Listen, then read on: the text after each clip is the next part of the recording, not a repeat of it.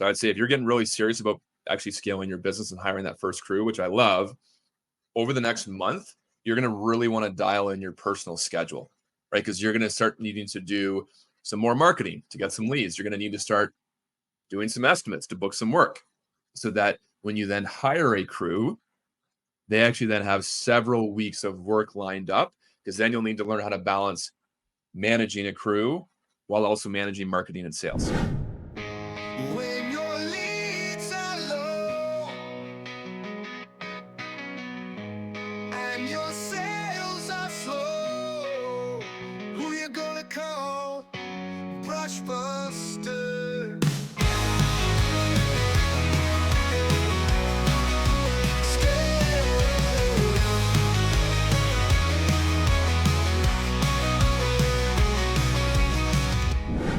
Okay, welcome everyone. This is season 2 of Brushbusters coming to you live. We've got Andy and myself hosting today's session, which we're really looking forward to. Andy's checking in from the Lower Mainland in British Columbia, Canada, and I am checking in from Montana in the States. So looking forward to it. Andy, how you doing today? Good, man. Good. Excited for this episode. How you doing today, brother? Doing good. Just had a great Father's Day weekend. Got some fishing in, and excited to be back at it this week. It's good stuff, man. Good stuff. Perfect. All right. Well, should we get into the first one? Let's do it. Awesome. So this is coming from Daniel in Toronto, Ontario. Hi, guys. I've been growing steadily and just crossed 6 figures for the first time last year. Nice job, Daniel. Now, I've been trying to scale, but it feels like I'm just juggling chaos. Crew questions, client issues, running around nonstop. At what point should I start hiring office help or a project manager? And how do I stay profitable doing that? Those are some great questions and ones that we get all the time. Andy, I'll let you have this one. What's kind of your initial thoughts or responses for Daniel? That's good questions there, Daniel. I think we've all been there. In the first couple of years of business, we're running around solving every single problem, solving every single fire that seems to be needing to be put out.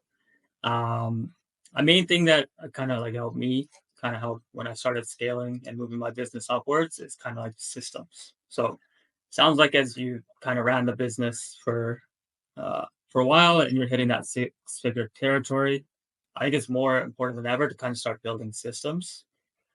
Systems help lead to more improved productivity, streamlines workflow, and make results more predictable. Allows for greater client satisfaction and a better team accountability. So to kind of answer your question about hiring, for your project manager and staying profitable, you got to remember that as you kind of start scaling in your business, delegation becomes more important. Allows you to leverage time because you delegate a lot of the everyday situations or everyday tasks to your project managers. And it allows you to kind of build up more time and leverage more time to kind of scale the business. Yeah, that's what I have on scaling. Yeah, I love the average. Yeah, just a couple things. I mean, you hit all the core things. So yeah, Daniel was saying that he hit 6 figures for the first time last year. So crossed that $100,000 mark. In terms of a specific point at which people should start hiring office help, I mean, like Andy was saying, I mean, you want to really focus on having the right foundation. So definitely dialing in your production is the first thing before getting an office manager. So I would say there's still some things, Daniel, without having all the stats on your business, that I would really want to have you get dialed in. So just things like job open checklists, job close checklists, so that ideally you can have, if you've got one full-time crew right now of 2 or 3 painters, you want them to be able to produce a job from start to finish with a systemized way. So again, checklists are great. Once you have that dialed in, along with really good work orders, so that you can hand your crew a work order with clear direction, scope of work, colors, etc., inclusions and exclusions. And then, like I said a minute ago, really good job open checklist. So things like crew lead goes up to the client, big smile, confirm scope of work, check. Gone over contract, checked. Take before photos, check. Have second painter and helper on the tools within 15 minutes, check. Things like that, like really, really detailed. And then a way to close out a job properly. So for example, take after photos, done walkthrough internally with crew before grabbing client.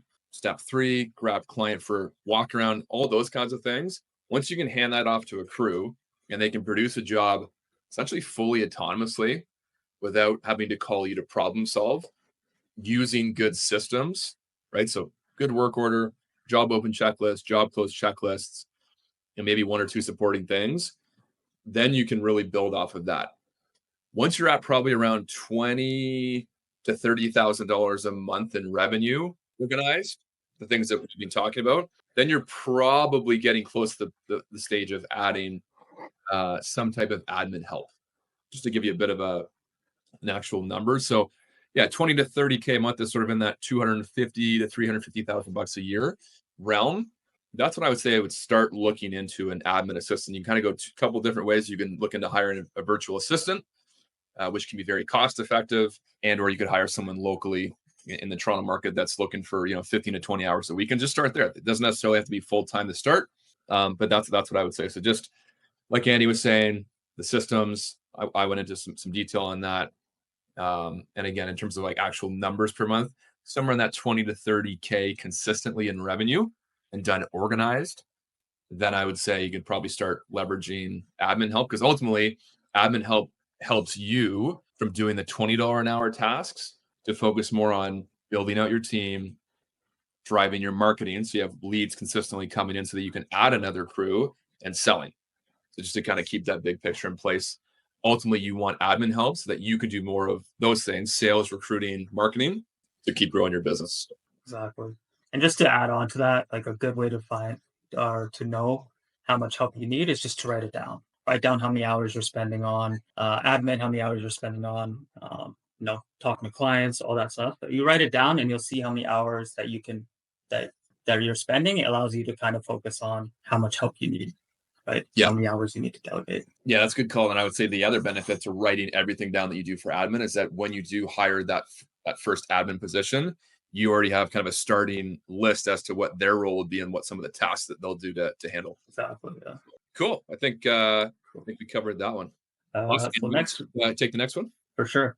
So next we have Kevin from Sacramento. Hello, Brushbusters. Been in business just over a year, and pricing is the part I hate most. I never know if I'm charging too much or too little. I try to stay competitive, but I'm worried I'm leaving money on the table. How do you figure out the right price per square foot, or for interior versus exterior? And is there a rule of thumb, or do I just keep guessing? Good question about pricing. Yeah, I'll take this one. So yeah, common question.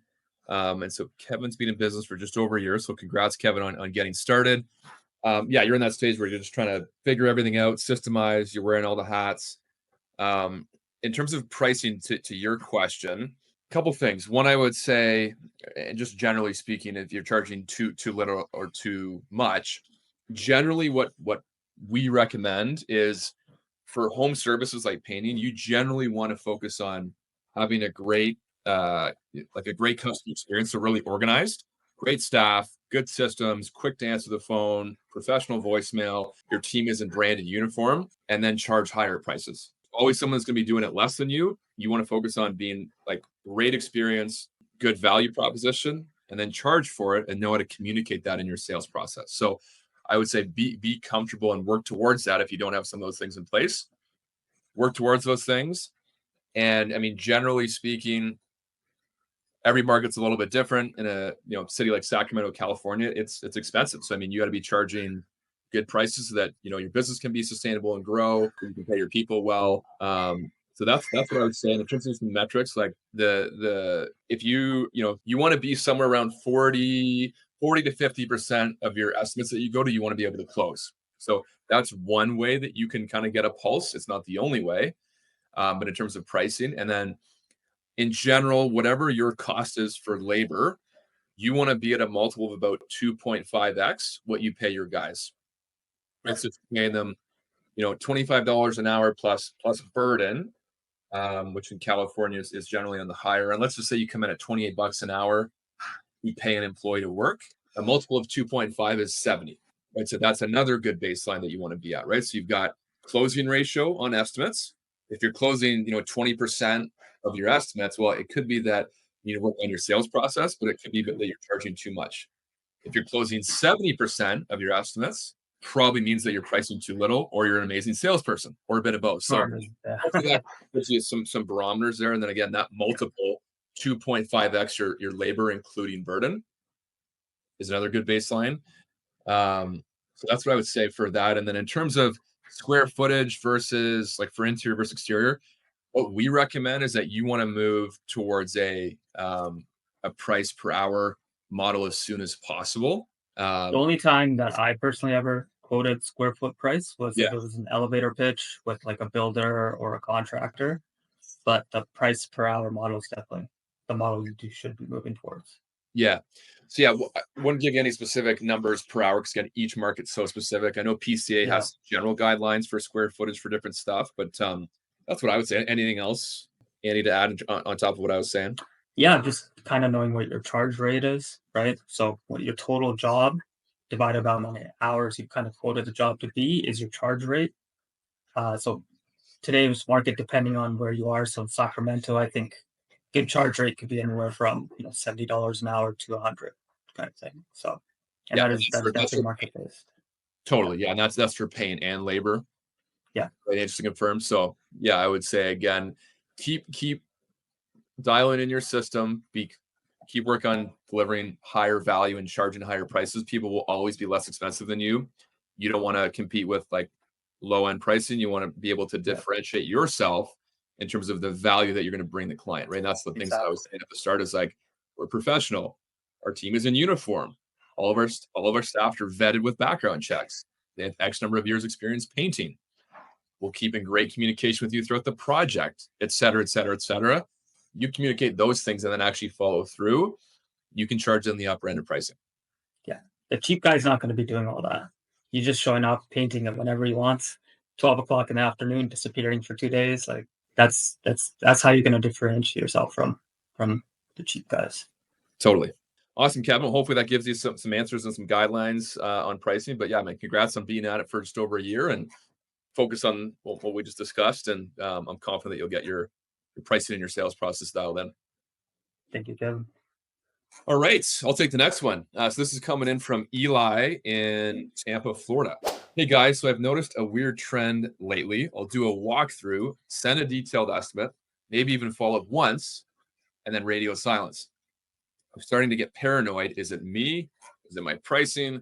What's your advice for following up with leads that ghost after getting a quote? It's a good one. That's a good one. A lot of times when you're kind of dealing with a lot of clientele, you got to remember that once you've kind of given them the quote, their mind does not think about painting. So as soon as you kind of leave the property, they're thinking about picking up their kids, they're picking up groceries that day. So what I always like to do is I always like to ask the client, like, hey, what's a reasonable time to follow up? Right. What that does is that automatically puts the ball away from them and puts the ball in your own court. So if I say, hey, like, this is the price, is what is a reasonable time to follow up? And they'll say, hey, just follow up with me in a day or two. Because you got to imagine that when they wake up the next day and they're eating breakfast and they're like, hey, the wife and the husband are talking and they're saying, hey, did you call the painter? No, I thought you were going to call the painter, right? So in their daily lives, things do kind of get shuffled. So it's really easy for them to be like, hey, that's right, the painter's going to call in 2 days, right? So when you kind of call them in 2 days and you show them that you're consistent and you do what you say, they're automatically going to buy a little bit more into you as a painter, right? So I think here at and Painter Growth, we always kind of force that when you're on a quote, you want to build a trust with the client, right? So sometimes if you follow up with them and all of a sudden they start ghosting you, maybe you didn't build enough trust with the client.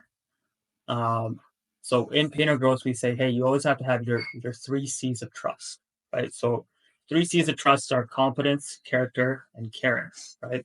So I know you're most likely competent, Eli. That's not an issue. You know how to paint, right? You have to kind of convince the client you know what you're doing. So as you're doing the walk around with the client, you're telling them like, hey, like we're gonna do it this way. We're gonna prep a certain way. We're gonna make sure we're not gonna trash all your flower beds, right? We're gonna make sure our ladder placements are proper, our drop sheets are down. We're not gonna have paint spilled everywhere. That shows that you're competent enough to do the work. And then next is your character, right? So competency, character.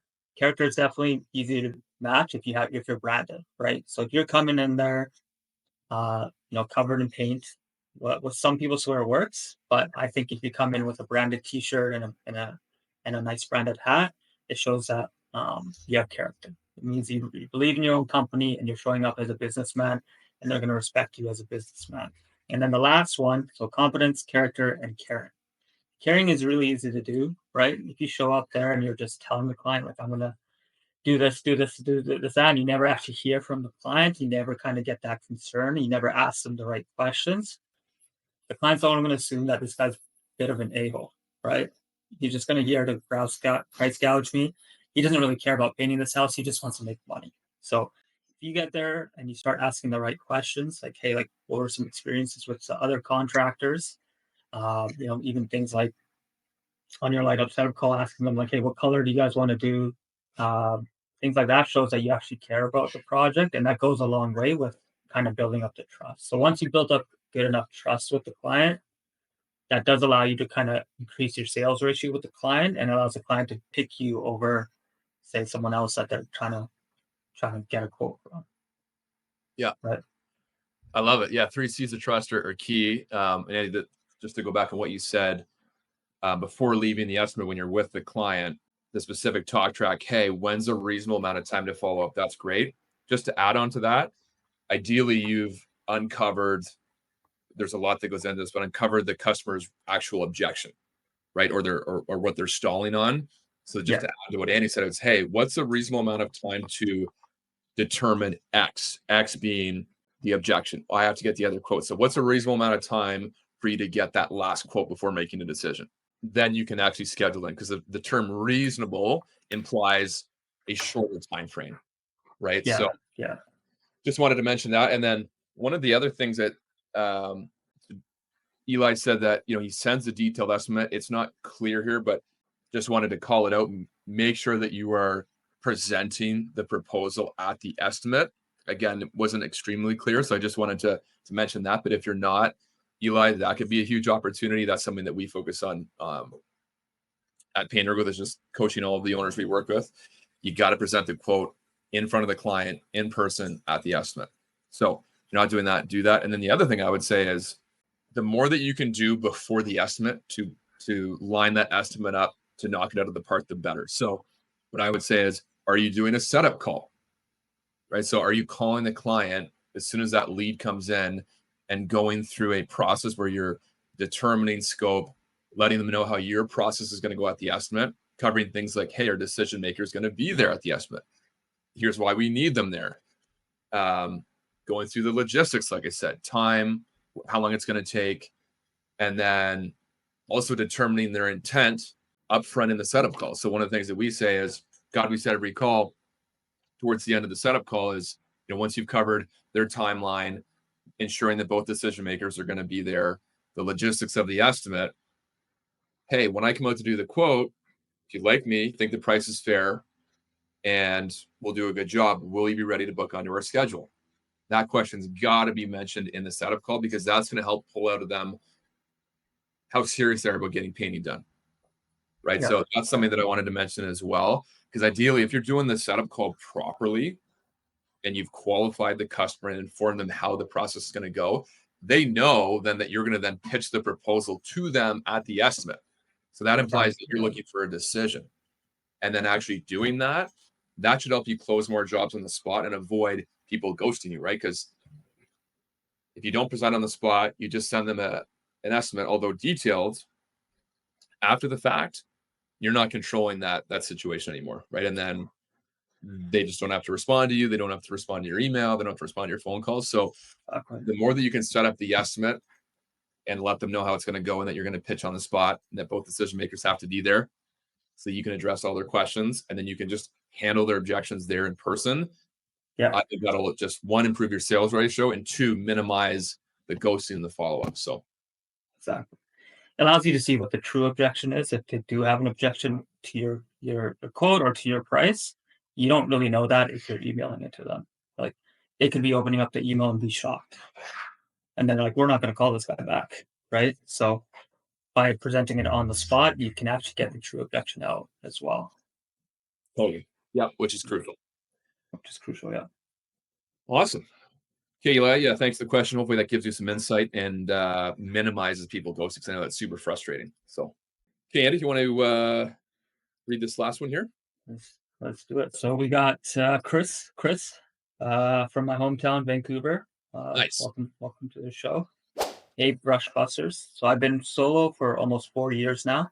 It's been painting for a couple years now, and just started thinking seriously about bringing on a full-time crew. I've had help here and there, day labor, friends, but never anyone official. The thought of payroll, scheduling, and being reasonable for others kind of stresses me out. So I want to grow, but I don't want to screw it up or burn out. What's the first move when it comes to building a legit team? And how do I avoid hiring someone who flakes on day 3? Thanks, Hmm. Chris. I think I've experienced that before, people flaking, and hiring as well. So I'll let you have a crack at that, Rich. See what Yeah, you think about a that. lot of stuff in here, Chris. Would highly encourage you to put a plan together, which we'll touch on here briefly, to hire out people. Because now, like, you're running solo, which is great. You kind of jumped in. You've been at it now for almost 4 years in terms of running your own business. But as it stands right now, I mean, you kind of just bought yourself a job, just to be honest, right? So the real benefit of being a business owner is putting systems in place and scaling a team so that you don't have to be in the trade all the time, right? So So you run the business, but the business doesn't run you. That's how you yes, really think about it. Yes. totally. So yeah, definitely encourage you to do this, but and doing it the right way, which is sort of what your question is. Kind of goes back to what we were saying with one of the prior listeners' questions. Is I'm sure that you were an awesome painter and great at communicating with your clients, right? You're the owner, you're there all the time right now. So I would just really start documenting everything that you do, again, to like set up a job, communicate with the client as the job is ongoing, so you have a bit of a process so that you can hand this off to people when you hire them. So I would say do that. And then once you have some of that stuff documented, then it kind of comes into one, building out your sales pipeline so that you're booked out ideally at least a month in advance for a crew of 2 people. And it's tough right now because you're on the tools. So this then goes into the next point, which is time management.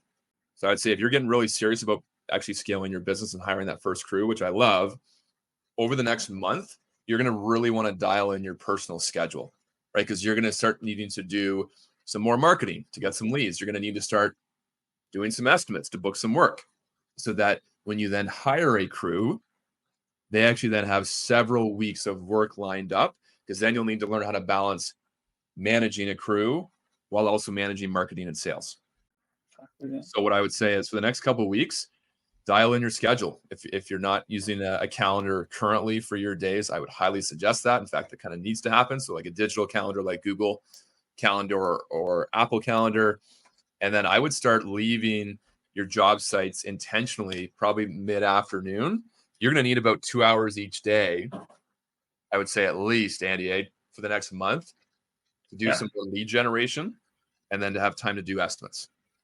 So I would schedule that out in advance for the next month. And then you'll just have to update your current clients when you're there. Hey, just FYI, it could be when you're booking the job or when you start the project.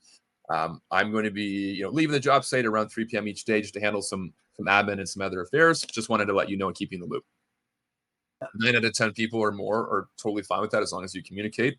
And then in that 2-hour block, you're going to need to generate leads through a variety of sources, right? Door to door, putting up lawn signs, putting up door hangers, getting some stuff going online to start getting more estimates, and then to start booking more work for the summer. Once that's in place, then I would plan to actually do some recruiting. That's a whole other call in and of itself. Because your last question, Chris, was how do I avoid then hiring someone who flakes on day 3? Yeah. One, have work booked, be organized, and then be a place that someone would want to come and work for you.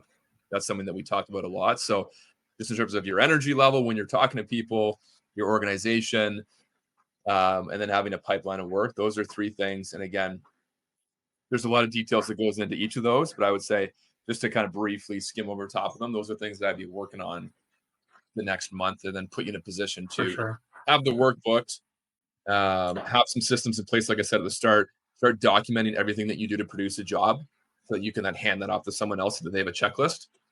And then just managing your time really well the next month so that you're leaving job sites a couple hours early each day. You're focused on marketing and then doing quotes. And Yeah. just to kind of add to that, Chris, is your let's talk about, like, a big question is about your hiring gear. So I think before you kind of hired, a friend or a day laborer, but what we call that is like a phone call hire, right? You just call them and they show up. But what that does to your kind of process is that just because it worked that one time doesn't mean it's always going to work and it's the best process, right? So you're always going to have people that might flake or show up late, right? Or not as good painters as they said they were on the phone. So if you don't have a good hiring process where you're screening all your resumes before the first phone call, and you're setting up an interview and asking them key questions and telling about your company, you're always going to find people that are not in line with your business. So the phone call has worked for me. Like, I've done it before. I'm guilty of it. I just call the painter and say, hey, can you start tomorrow? Those always end up having more problems than the guy that I actually interviewed and sat down and found out what his goals are, told him what the company goals are, and then found the right alignment, and then I hired them, right? So uh, the process is super important. So you always want to hire slow and fire fast, right? So if the guy's not working out, you want to get rid of him right away because that's just going to drain your energy. As you know, you've been in the business and painting for 4 years. You can paint properly, but when you bring someone on, you're expecting them to be as good as you, and sometimes they aren't, right? Because that could be could be your training, or B, you just didn't hire the right person. So having a dialed hiring system is going to go a long way. It allows you to bring in more A players. And then if you hire hire slow and fire fast, you're able to get rid of the energy drainers, and then you can focus on all the people that are kind of uh, helping you build out your business and are aligned with your company's goals. Love it. Hire slow, fire fast. I wish I had learned that sooner. That is a Yeah. key sort of theme to have in your business. Then again, there's a lot that goes into that. Andy touched on some of those things, but yeah, bunch of things there to get your first crew rocking and rolling. I think we kind of touched on the main things, but yeah, you're gonna have to work hard the next kind of 1, 2, 3 months to get that locked in. But again, just to kind of summarize, be really intentional with your time, pull away from sites early so you can engage in marketing and sales. And then once you have a bit of a pipeline booked, as Andy said, then you got to get on the recruiting blitz and build a process for that. Actually, interview people, go through that process, and that'll be a learning experience in and of itself. But I think doing all those things will put you in a much better spot than kind of the one-offs that you had over the last couple of months. So hopefully that helps. Thanks for the question. Thank you, Chris. Everyone, thanks for your questions. We really appreciate it. Keep them coming as we progress through in season 2. One other thing to add to this season of Brush Busters is we're going to be shouting out owners that we work currently with in Painter Growth to success that they've had recently. So before we say goodbye, I know I can give a big shout out to one of the clients I work with, Mr. Mike Johnson, coming in from Wisconsin. Awesome. So I've been working with Mike, key member of ours in Painter Growth. Been working with Mike for probably 9 or 10 months. He dove into his business full time last year after graduating from college. And so this year's his first full 12 months in operation. Mike has some huge goals, scaling to over 7 figures. And so this is his first spring really ramping up teams. And just working with him, I mean, he's now been hitting his production targets the last 2-3 weeks, scaling up 7 or 8 painters, new painters this spring, which has been a huge learning. Nice. Awesome.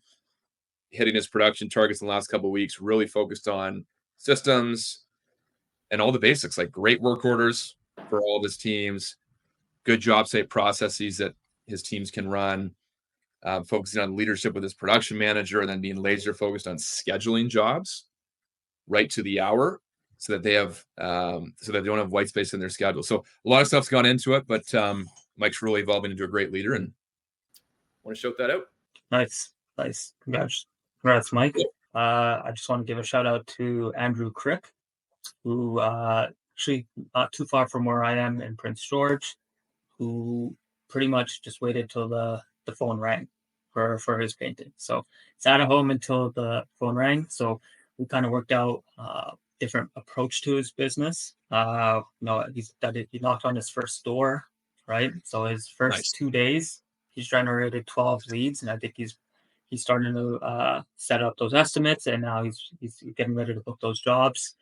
He's called contractors before, and he didn't realize how many contractors need painters right now. So he's kind of surprised that it's switched for him. So he went from being called to now calling, and he's telling me how much better he feels that now he's going out and chasing the work as opposed to be waiting for someone to give him a shout. So happy to have Andrew on board. We're working on his hiring process right now. So he's never hired a painter as well, and now he's got a couple good candidates that he's going to be interviewing this week, and can't wait to hear from him and see how those interviews go. And glad to have him on Painter Growth. Love it. Making some huge moves.